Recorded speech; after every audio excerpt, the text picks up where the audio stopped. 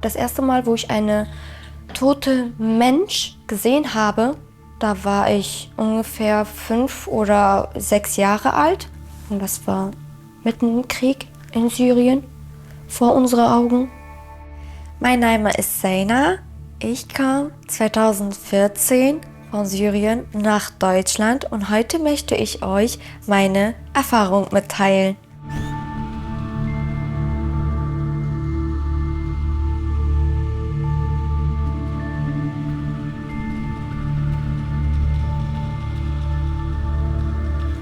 Ich wusste damals noch gar nicht, was Tod bedeutet, aber der Krieg hat mir das beigebracht.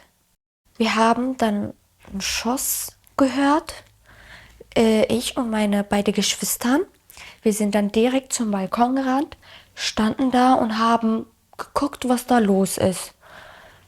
Auf einmal sahen wir, wie mein Vater und mein Onkel einer Mensch von der Straße auf die andere Straße reinziehen. Und es war eine Person, die wir mit ihm gewohnt haben. Er war unsere Nachbarn. Er war voller Blut. Er lag tot auf dem Boden, während mein Vater und mein Onkel ihn gezogen haben. Ja, das war schwer, so als ein Kind sowas zu sehen. Wie da ein Mensch vor dir stirbt, den du gerne hast, den du Monate und Jahre zusammen verbracht hast. Das kann ich nie vergessen. Das geht mir nie aus dem Kopf raus. Krieg hat unsere Kindheit von uns geklaut, hat unsere schöne Erlebnisse mit unserer ganzen Familie von uns geklaut. Was ich mir gewünscht habe, dass ich meine Kindheit in mein Land leben darf, dass ich das da spüren kann, in mein Land, da wo ich geboren bin, mit meiner ganzen Familie, in dieses Wohnung, wo da ganz viele Liebe war. Das wird nie so sein, wie es war. Das ist eine Vergangenheit. Das ist natürlich auch nicht einfach für ein Kind, aber wir haben das überlebt. Wir haben durchgezogen. Durch meinen Vater und durch meine Mutter. Weil die waren das starke Rücken in der Familie. Meine Eltern haben dafür gesorgt, dass wir den Tod und den Krieg zu vergessen und ein bisschen wieder in unsere Kindheit reinzuwachsen. Dafür haben meine Eltern auch gesorgt, dass wir von Deir ez-Zor zu Raqqa umziehen. Kurz nachdem wir zu Raqqa umgezogen sind, haben wir angefangen, laute Schüsse zu hören. Das gleiche Geräusch wie in Deir ez-Zor. Wir haben meine Eltern gefragt, was da los war und von wo kam dieses Geräusch. Daraufhin hat mein Papa geantwortet, das sind ganz normale Plastikwaffen und die Leute spielen damit draußen. Nach ein paar Tagen haben wir gemerkt, irgendwas stimmt da nicht. Dann haben wir meine Papa wieder gefragt, Papa, das kann kein Spielzeugwaffen sein. Da mussten draußen tote Leichen bestimmt liegen. Und weil ihr uns schützen wollt, wolltet ihr uns die Wahrheit nicht erzählen. Darauf hat aber mein Vater geantwortet, ja, das stimmt. Also mussten wir Syrien verlassen. Dann sind wir nach Türkei gezogen. Da haben meine Eltern 4 Jahre lang gewohnt. Das war nicht einfach für uns, einfach so zu hören, dass wir unser Land verlassen und zu einem fremden Land gehen. Die haben eine andere Sprache. Die Türken hatten uns nicht gerne bei sich. Dass die uns da nicht in ihrem Land haben wollen, das ist überhaupt nicht einfach. Meine Eltern haben sich entschieden, dass wir von Türkei nach Deutschland flüchten. Die haben nicht aus meinen Geschwistern ausgewählt, dass ich diesen Schicksal erlebe. Die Frage ist, seitdem ich hier in Deutschland bin, seit 2014, warum ich aus meinen 4 anderen Geschwistern Warum haben die mich ausgewählt? Hätte ich gewusst, dass ich flüchte ohne meine Eltern, ich wäre niemals mit meiner Tante losgegangen. Mir würde nur gesagt, du gehst jetzt mit deiner Tante nach Deutschland, weil du die stärkste aus deinen ganzen Geschwistern bist. Du weißt, wenn jemand mit dir redet, du weißt ganz genau, wie du ihn zurückantworten sollst. Deswegen haben wir dich ausgesucht. Was ich alles mitgenommen habe, das war eine kleine Rucksack, wie eine Schulrucksack. Da hat mir meine Mama dicke Strumpfhosen gekauft, dicke Socken. Meine Mama persönlich wusste auch nicht, wie der Weg aussieht, wo wir laufen müssen, was da alles gibt, ob wir alleine sein würden oder mit anderen Menschen, ob das im Dunkeln sein wird oder am Morgens. Aber sie hat sich Mühe gegeben, mir ein bisschen zu zeigen, wo ich hinlaufe, was ich so ein bisschen erleben würde. Aber ich war neugierig. Was ist Deutschland? Was ist Europa? Was gibt's da an Europa? Welche Menschen gibt's da?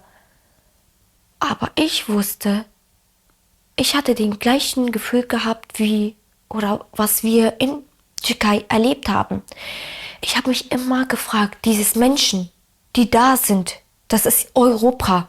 Das ist nicht Syrien wie wir. Ich habe gedacht, die würden uns auch nicht gerne bei sich haben. Die wollen auch nicht, dass wir in deren Land haben. Wozu sollen die uns da haben? Wozu brauchen die uns? Wir kennen deren Sprache nicht. Daraufhin hat meine Tante mir gesagt, doch, alle Menschen, die Krieg erlebt haben in Syrien und in anderen Städten, sind nach Deutschland geflüchtet und würden da herzlich eingenommen. Und bei uns wird das gleich auch sein. Und dass meine Eltern auch hinter uns herkommen in den zweiten Bus, also in den nächsten Bus, der nach uns gefahren ist. Am nächsten Tag sind wir aufgewacht und da hat uns ein Mann abgeholt. Wir sind ungefähr 7 bis 8 Stunden nur gelaufen, ohne Pause, ohne gar nichts, bis der Abend kam. Wir waren zuerst alleine, ich und meine Tante und dieses Person, der uns begleitet hat von dem Hotel, bis zu einer anderen Stadt. Ich kann mich nicht so gut erinnern, in welchem Stadtteil das war. Aber es war natürlich den Weg Richtung Deutschland. Er hat uns von 9 Uhr begleitet bis ungefähr 16 Uhr. Und dann hat er uns in einer Wohnung abgegeben, wo da ganz viele Menschen gab. Da waren Jungs, Mädchen, Familien, Großoma, Großopa, die auch den gleichen Weg gehen wollen wie wir. Da sind wir geblieben. Daraufhin, die Nacht war nicht einfach. Ich konnte überhaupt nicht schlafen. Meine Tante hat da geschlafen. Meine Tante hatte ein Handy dabei. Ich kann mich gut noch daran erinnern, 100 Nachrichten an meinen Vater geschickt und 100 Nachrichten an meine Mama. Ich habe mehrmals die versucht anzurufen, aber ich wusste damals nicht, wenn da keine Netz im Handy gibt, dass die Nachricht gar nicht bekommen. Meine Tante hat da natürlich geschlafen. Ich habe meine Eltern vermisst, die haben mir gefehlt. Ich wollte meine Eltern unbedingt jetzt bei mir haben. Ich wollte die neben mir haben. Ich wollte gerne diesen Weg weitermachen. Aber während meine Elternhände in meiner Hand sind, nicht alleine, nicht mit meiner Tante, das wäre vielleicht viel, viel besser für mich, viel, viel einfacher. Aber jeden einzelnen Tag, der vergangen ist, war es immer schwieriger. Es wird immer schwieriger und schwieriger für mich. Ich bin immer auf den Gedanken gekommen, okay, morgen würde ich 100 Schritte mehr laufen. Morgen sind meine Eltern 100 Schritte von mir entfernt. Dann ist meine Tante wach geworden und hat dann das Handy von mir weggenommen. Dann hat sie gesagt, jetzt denken die, Uns ist was passiert. Natürlich hat meine Tante, meine Eltern nicht erzählt, was wir alles erleben, damit die keine Angst bekommen. Die hat ihnen immer gesagt, uns geht's gut, Zeyna geht's gut. Obwohl mir überhaupt gar nicht gut ging. Ich habe mein Gewicht verloren. Ich habe mich selber verloren. Ich habe meinen Schlaf verloren. Ich habe meine Vertrauens verloren. Ich habe die Wärme für meine Eltern verloren. Ich war nicht mehr ich.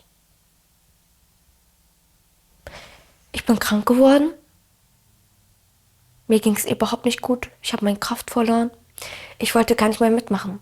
Ich wollte wieder. Ich hatte Kraft, dass ich wieder nach Türkei gehe, zurückkehre zu meinen Eltern. Auch wenn ich 21 Stunden lang zu Fuß laufen musste. Ich hätte das gerne gemacht. Dafür hatte ich die Kraft wieder gekriegt. Aber, dass ich die Kraft wieder bekomme von meinen Eltern, auch wenn es 1 Meter wäre, weiter zu entfernen, das war schwer.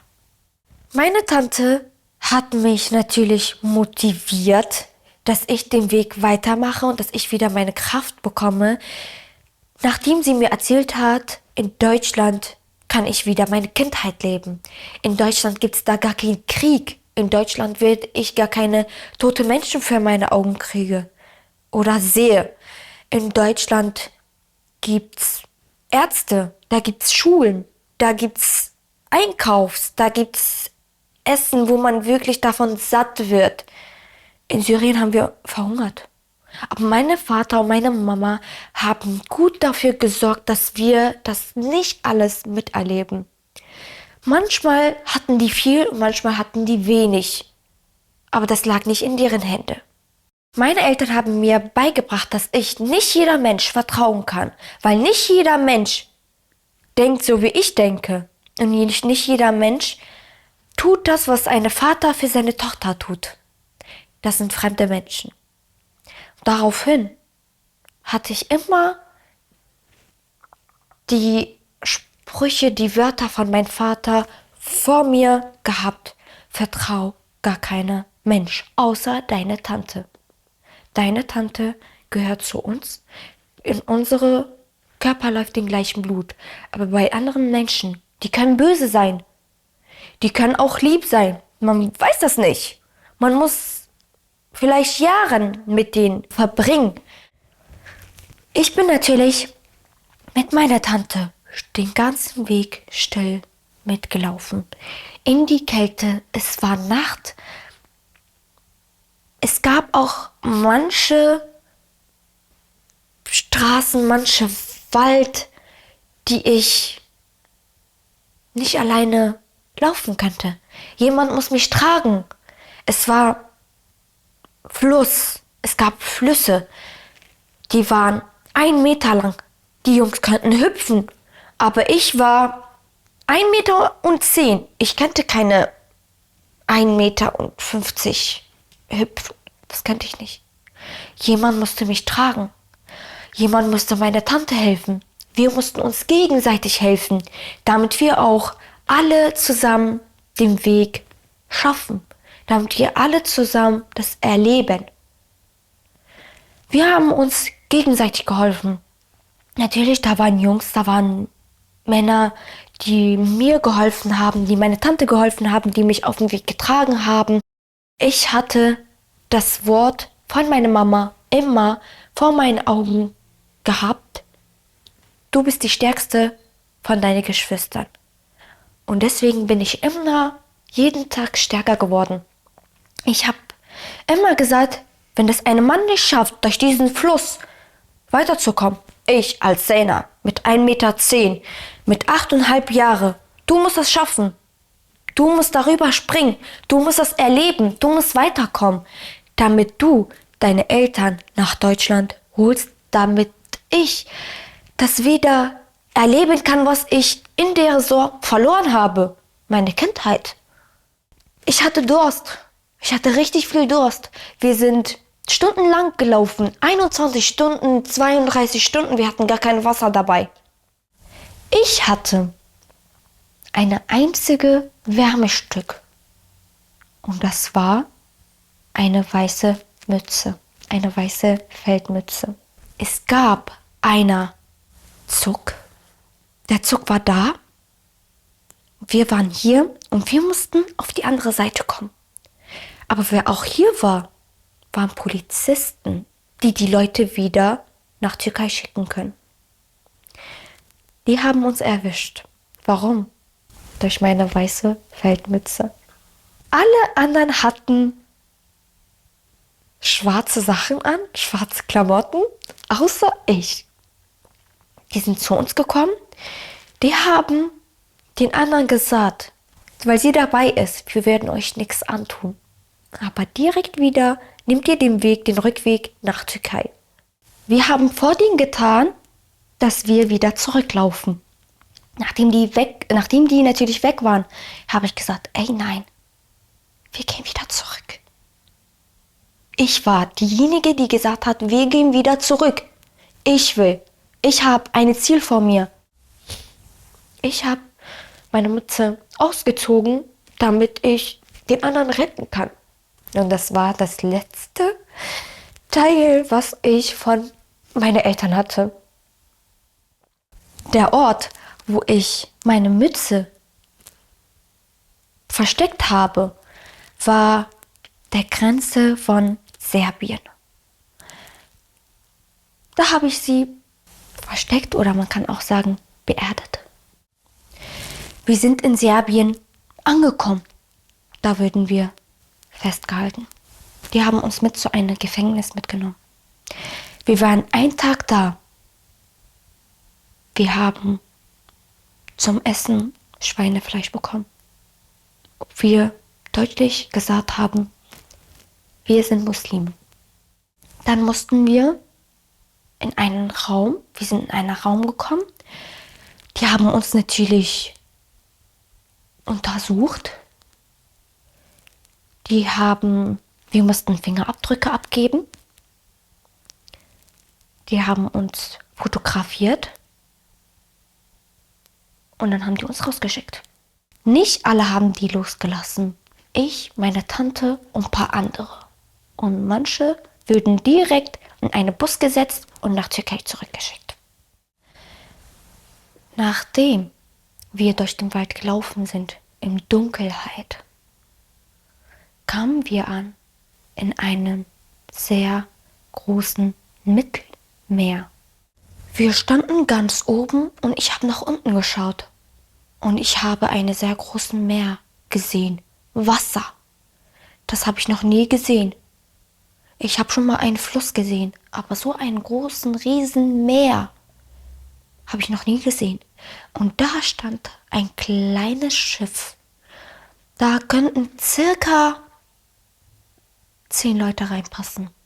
Und wir waren insgesamt 30 Leute. Das war ein Schlauchboot. Ich war das einzige Kind da. Alle anderen waren erwachsen. Wir sind von oben nach unten runtergelaufen. Wir dürften nichts sagen, gar keine Mucks. Alle mussten still sein. Alle Handys waren ausgeschaltet. Wir dürften nicht mal eine Taschenlampe mitnehmen, damit die Polizei uns nicht mit dem Flugzeug erwischen. Die würden direkt auf unser Schiff schießen. Im Boot ist Wasser reingekommen. Die wussten nicht, wie lange wir da drin noch bleiben können, ob wir im Wasser reinfallen. Weil wir waren schon 30 Leute in ein Boot, wo da eigentlich nur 10 Leute reinpassen. Wir waren natürlich bis zum Knie nass. Wir saßen ungefähr 7 Stunden in dem Schiff. Ich weiß, damals wusste ich nicht mehr, wie lange ich leben kann. Ob ich noch morgen da bin, weiß man nicht. Ob ich jetzt wieder tote Menschen vor mir sehe, weiß ich auch nicht. Den Tod, der hat uns begleitet. Das war richtig schwer für mich, dass ich sehr viel Wasser vor mir sehe und ich weiß, ich habe Durst, aber ich kann das nicht abfassen. Ich kann daraus nicht trinken. Und wenn ich da hinschaue, mir wird schwindelig. Mir wird immer schlechter gehen. Ich habe mir vorgestellt, ich kann jetzt sterben. Ich habe mir vorgestellt, ich würde jetzt als eine Leiche sein und im Meer liegen. Ich habe mir vorgestellt, es wird kein Grab für mich geben. Ich habe mir vorgestellt, ich kann meine Eltern nie wiedersehen. Ich habe mir vorgestellt, ich würde sterben, während ich Hunger habe.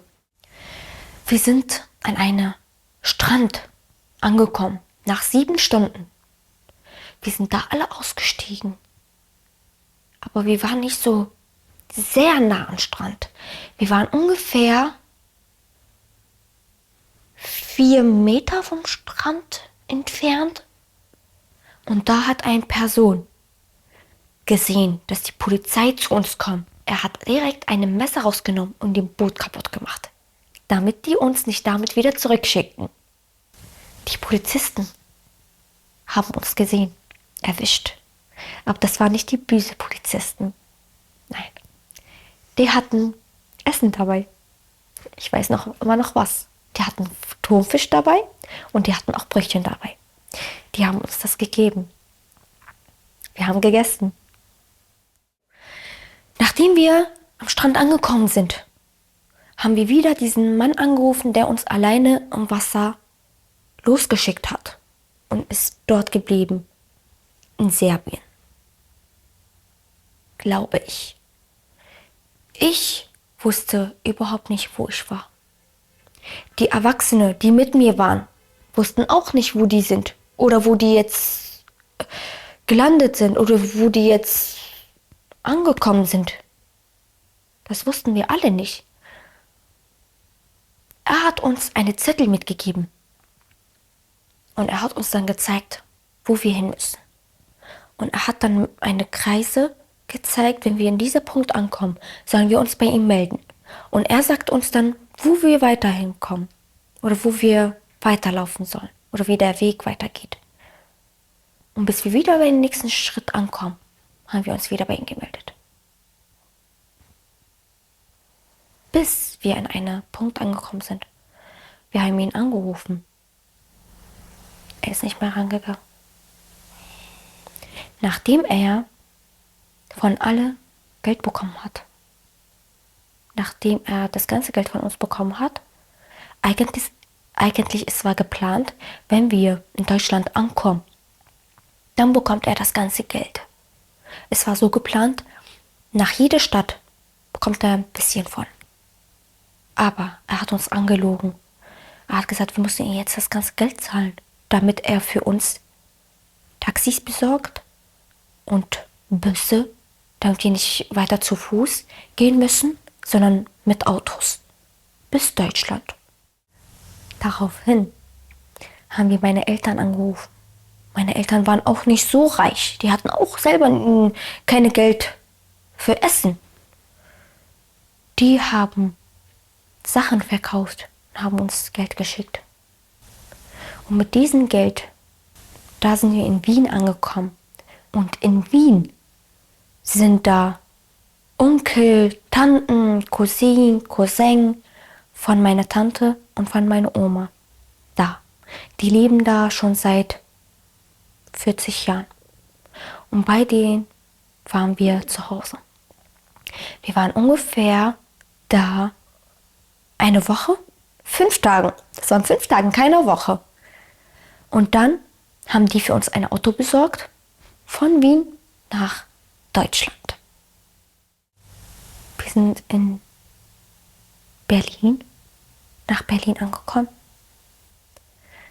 Wir haben uns angemeldet. Ich habe in Berlin, wir sind natürlich in eine Camp reingekommen,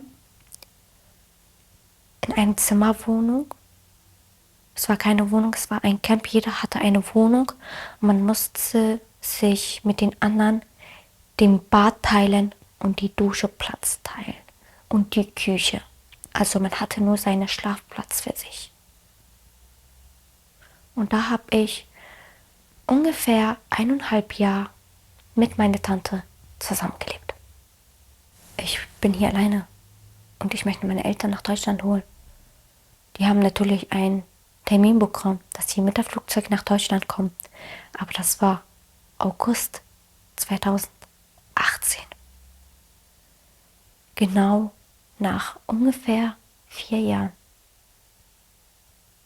Ich konnte das nicht aushalten. Es war zu viel für mich. Das Ganze, was ich erlebt habe, es war wirklich schwer. Dann haben die sich entschieden, dass die den gleichen Weg nehmen, was ich genommen habe. Und dass die auch nach Deutschland flüchten. Nachdem meine Eltern, die haben natürlich den gleichen Weg genommen wie bei mir, aber die waren schneller in Deutschland da. Wir sind in Berlin Hauptbahnhof angekommen, die Treppen hochgegangen.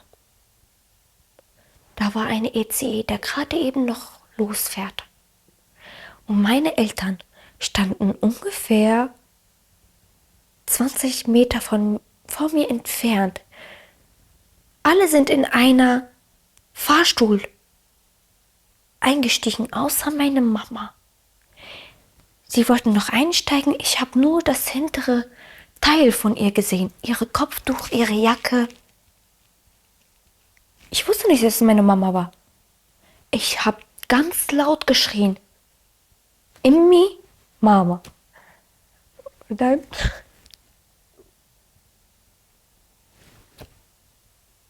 ich habe wieder die Wärme gespürt.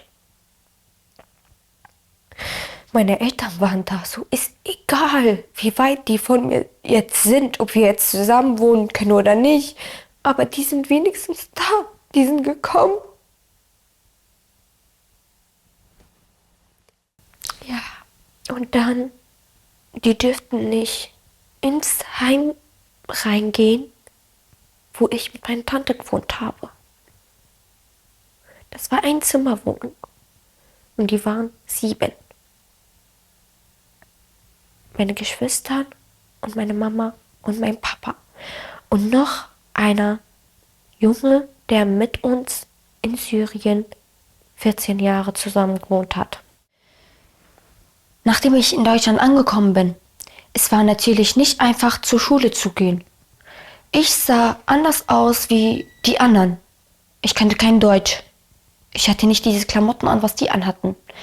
Daraufhin haben die sich immer lustig über mich gemacht. Dann habe ich mich entschieden, meine Geschichte zu erzählen. Dass ich nicht reich bin. Dass ich hier keine Familie habe. Dass ich eure Sprache nicht kenne. Wir hatten in der Klasse eine Morgenskreis, nennt man das. Und jeder musste erzählen, was er in den Ferien gemacht hat. Jeder hat erzählt, dass er in den Urlaub war. In Italien, in Griechenland, in Türkei. Dann habe ich mich entschieden, meine Geschichte zu erzählen. Gar keiner wusste was von mir. Natürlich, nachdem ich Deutsch gelernt habe. Das war nicht das gute Deutsch, es war dieses gebrochene Deutsch, aber man könnte mich trotzdem verstehen. Da habe ich mich entschieden, dass ich meine Geschichte erzähle. Ich habe mich nicht dafür geschämt. Wäre das jemand anderen gewesen, zum Beispiel einer aus meiner Klasse, hätte das niemals geschafft. Aber nachdem ich meine Geschichte erzählt habe, die haben mir alle gesagt, oh Zeina, du bist stark. Wären wir an deiner Stelle gewesen, wir hätten das niemals geschafft. Wie hast du es geschafft? Ich habe denen gesagt, meine Mama hat mir ein Wort gegeben, du bist die Stärkste. Was für mich jetzt Syrien bedeutet, ein Heimat, ist was Fremdes für mich. Deutschland bedeutet für mich das Leben. Da bin ich groß geworden, da bin ich zur Schule gegangen, da habe ich meine Muttersprache gelernt, schreiben und lesen, alleine. Ich bin hier satt geworden. Ich habe hier verstanden und gelernt, wie man selbstständig wird. Bei uns im Heimat, die Mädchen und die Frauen sitzen zu Hause als eine Hausfrau und der Papa arbeitet nur oder der Mann. Aber hier in Deutschland ist es anders. Jeder darf hier arbeiten. Jeder darf das machen, was er will. Jeder darf arbeiten, wie er möchte. An den Tag, wo Assad gestürzt ist, wo ich gesehen habe, dass die Menschen, die jahrelang waren, in einem Gefängnis drinne. Die sind alle rausgekommen, die haben deren Freiheit. Die können wieder leben. Syrien wird jetzt neu gebaut. Syrien blühtet wieder. Syrien hat jetzt wieder Leben. Was das für mich bedeutet, das Leben. Das gibt mir so ein schönes Gefühl, wie ich als Kind von Syrien nach Deutschland geflüchtet bin. Und hier hatte ich eine Sicherheit. Jetzt haben das andere Leute, aber in Syrien. Ich möchte mein Land kennenlernen. Dersor, da wo ich geboren bin, kennenlernen. Ich kann mich nur an diese Straße erinnern, wo da die tote Menschen reingezogen sind.